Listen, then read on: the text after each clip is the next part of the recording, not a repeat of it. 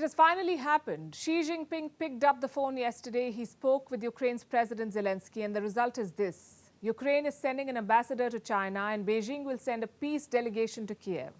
Also, China promises to be neutral in its mediation. Wonder how that'll work. But let's try to break it down. A phone call was long expected. Xi Jinping had not spoken to Zelensky since the war began, and yet the timing of this call is interesting. Also, the contents of it. China shares with Russia what it calls a no-limits partnership, but it tells Ukraine it will be neutral in the war. Seems like Xi Jinping is going out of his way to accommodate, which is quite unlike him. Is he doing it just to position himself as a peacemaker, or is he doing it as part of damage control? Because just a few days back, his top diplomat committed a blunder. He said former Soviet states are not independent, which also means Ukraine is not an independent country to begin with.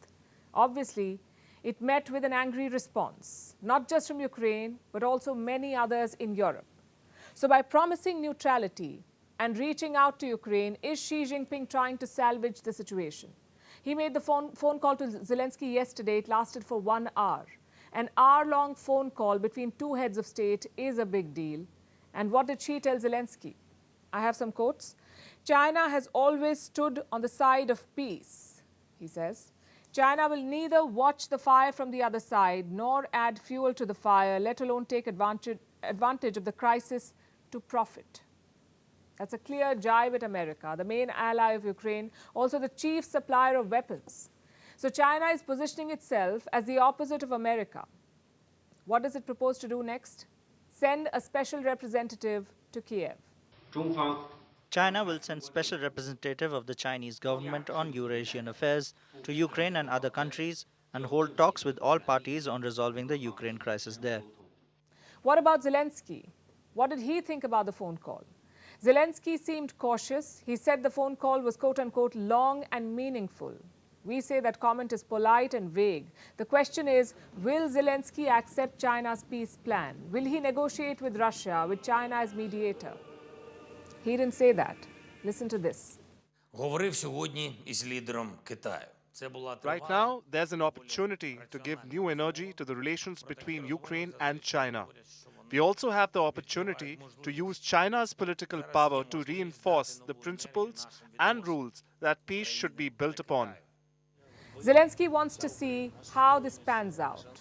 Well, don't we all?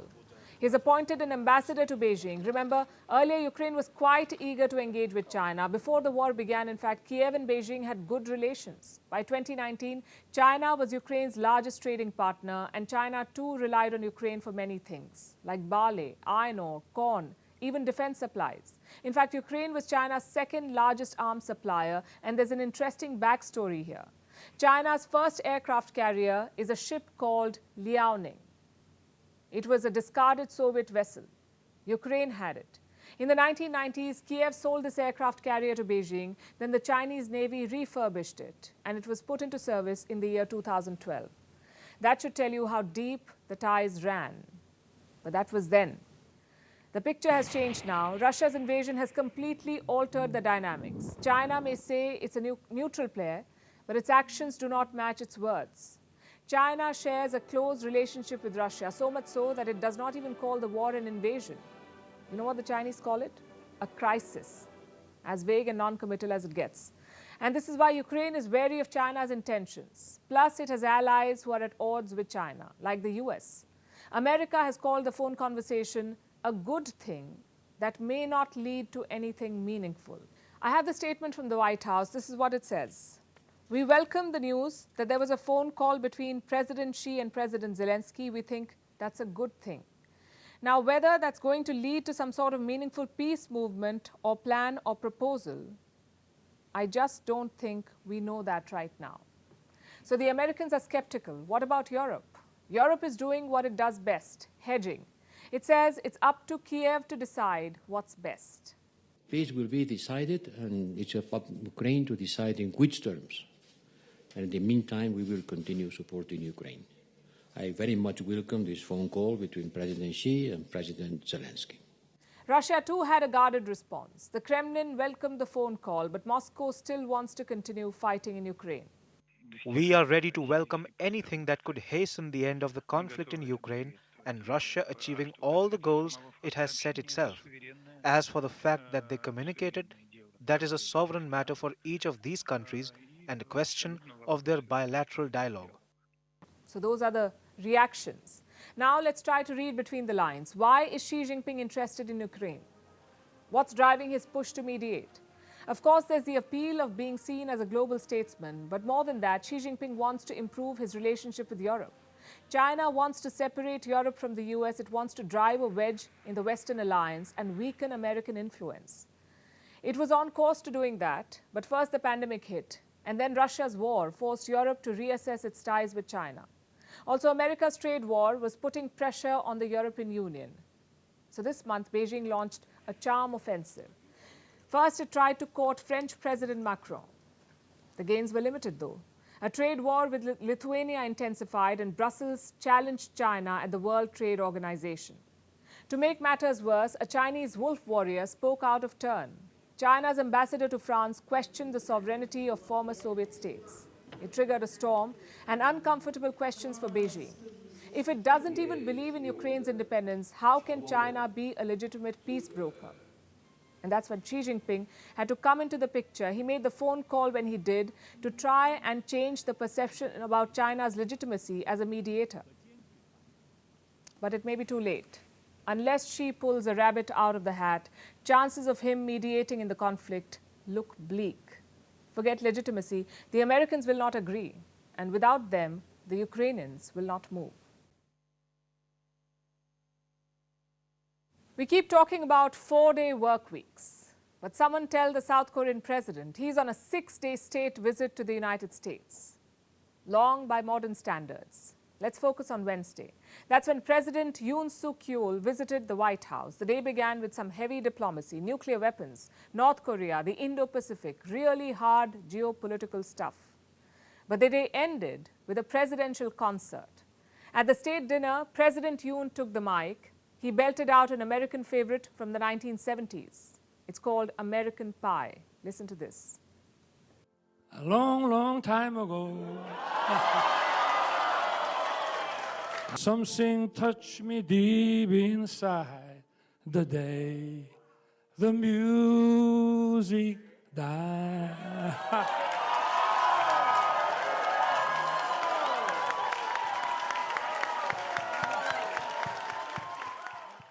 If the Korean conflict ever comes to a sing-off, we know the result. Apparently, Yoon loved this song when he was in school, though clearly not music school. Jokes aside, Biden also had a gift for Yoon. He gave him this guitar. It was signed by Don McLean, the artist who composed American Pie. Don McLean. Don McLean. All in all, it was a lovely event, one that was tailor-made for television. Tuxedos, music, champagne toasts. This is diplomacy from a different era, long before virtual bilaterals became the norm. So that was the state dinner. Now let's rewind to the more important part of the day, the bilateral and the joint statement. This visit by President Yoon is important for 3 reasons. Number 1, the timing. The last state visit by a Korean leader was in the year 2011. It's been more than a decade. Number 2, the background. North Korea has been on a testing spree this year, 26 projectiles and 11 test launches.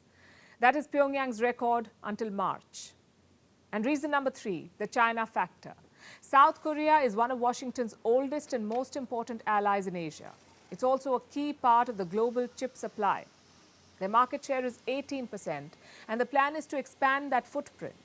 Samsung is investing $230 billion to build 5 new chip plants. That's what America wants from Seoul. They design the chips, South Korea manufactures them. But what does South Korea want in return? In one word, security. Their neighbor to the north is a nuclear rogue state. It's ruled by an impulsive and reclusive dictator. So Seoul's priority is deterrence. How can they stop Kim Jong-un from using his nukes? On Wednesday, Biden unveiled a plan for that. He called it the Washington Declaration. He also said that an attack on South Korea would end Kim Jong-un's regime. Listen to this. Nuclear attack by North Korea against the United States or its allies or partisans or partners is unacceptable and will result in the end of whatever regime were to take such an action. Strong words from President Biden, but the question is, what specific steps would the US take? President Yoon seemed confident of a nuclear response. He says America would use nukes if Pyongyang attacked. Our two countries have agreed to immediate bilateral presidential consultations in the event of a North Korean nuclear attack and promised to respond swiftly, overwhelmingly, and decisively using the full force of the alliance, including US nuclear weapons. Let me explain in simple terms. Yoon believes America will use nuclear weapons if North Korea attacks them. It's called extended deterrence. I'll tell you what the problem with that is. North Korea has missiles that can reach American cities. So here's the question. Will Biden or any other US president sacrifice Los Angeles or San Diego or San Jose to defend Seoul? Unlikely, right? And that's the worry for South Korea. They're hoping that the Washington Declaration will help their case. 2 points stand out in this declaration. One, the nuclear plan sharing.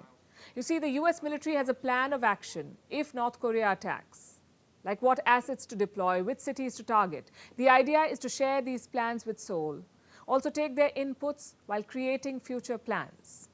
I know it doesn't sound like much, but think back to your high school days. Remember when everyone knew a rumor and you did not?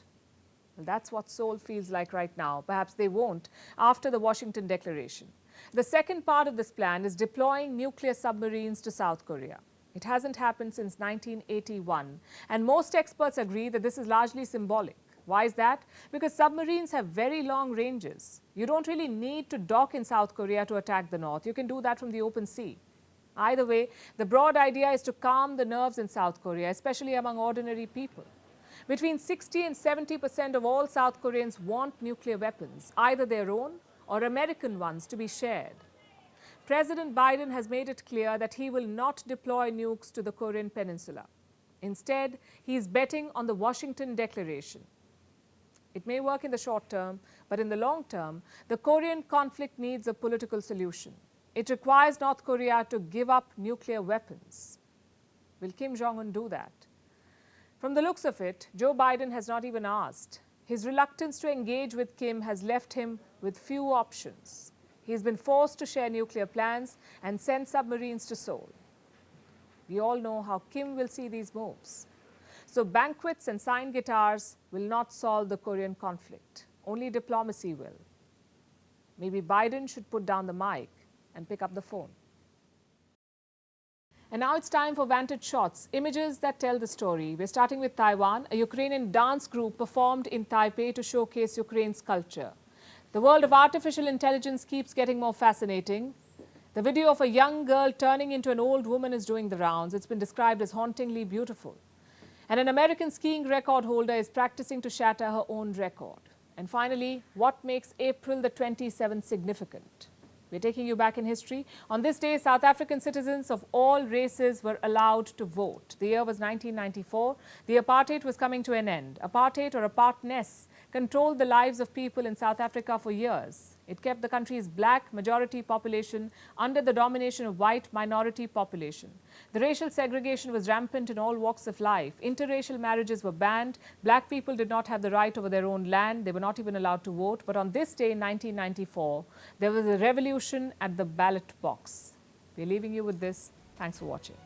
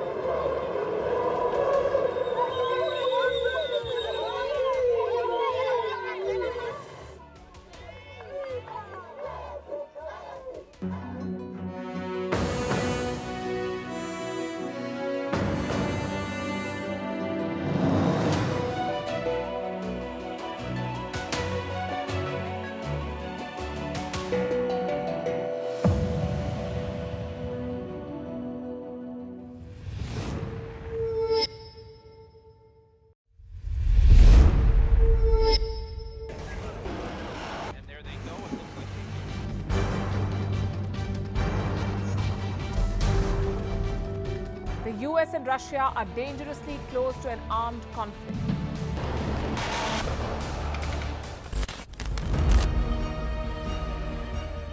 This year, 2023, New Delhi will be the capital of global diplomacy. For a country as diverse as ours, with 88% of the population illiterate, it was a very big deal to write a constitution, and that too, the world's largest. Meanwhile, if we may, here's a Republic Day gift from India for the BBC. A list of suggestions for the BBC for their upcoming documentaries. Number 1, the Kohinoor and the colonial loot. Number 2, an outdated monarchy and unhealthy obsession with the royals. Number 3, racism in 2023. We're waiting.